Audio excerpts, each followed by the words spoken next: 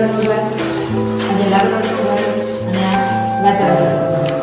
મૃદાવરણ છે તો એમાં તમને ડેડ એનિમલ્સ જે મૃત પ્રાણીઓ છે એ બતાવેલા છે. એનિમલ્સ ઇન ગ્રાઉન્ડ એટલે ભૂગર્ભમાં રહેતા જે સજીવો છે એ બતાવેલા છે. જમીન પર રહેતા જીવો બતાવેલા છે. અને પછી વનસ્પતિઓ બતાવેલી છે. અહીંયા પાણીમાં રહેતા જીવો બતાવેલા છે. પછી અહીંયા હવામાં રહેતા જીવો. એટલે કે ત્રણેય આવરણ મળીને આ જે આખું આવરણ બન્યું છે એ છે બાયોસ્ફિયર.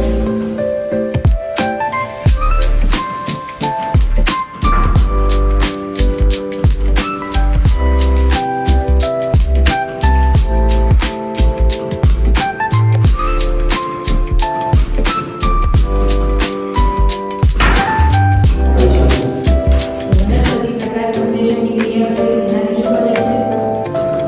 ખોરાક.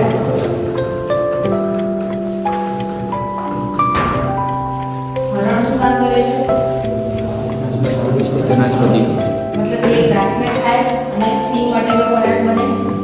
હરણ જે છે કાર્બોહાઈડ્રેટને શેમાં મેળવે છે? પ્રોટીન. કાર્બોહાઈડ્રેટને પ્રોટીનમાં મેળવે છે. આ રીતે દરેક જીવની કોઈના કોઈ ભૂમિકા રહેલી છે. તો આટલું ડેવલપ એ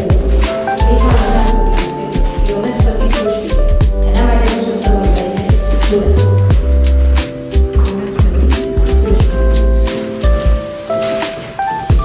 અને ફોના એટલે પ્રાણી સૃષ્ટિ. એમાં છે તો આખી પ્રાણી સૃષ્ટિ માટેનો જે ક્ષેત્ર છે એ છે ફોના.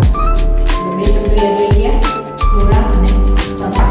કઈ રીતે યાદ રાખી શકાય? ફ્લોરા છે ફ્લાવર કહીએ તો ફ્લાવર પરથી ફ્લોરા એ રીતે તમે યાદ રાખી શકો. એના પરથી યાદ આવી જાય એ વખતે કે આ વનસ્પતિ સૃષ્ટિની વાત છે અને ફોના એટલે પ્રાણી સૃષ્ટિ.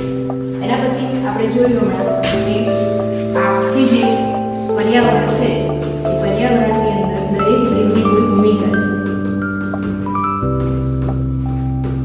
વનસ્પતિનું કાર્ય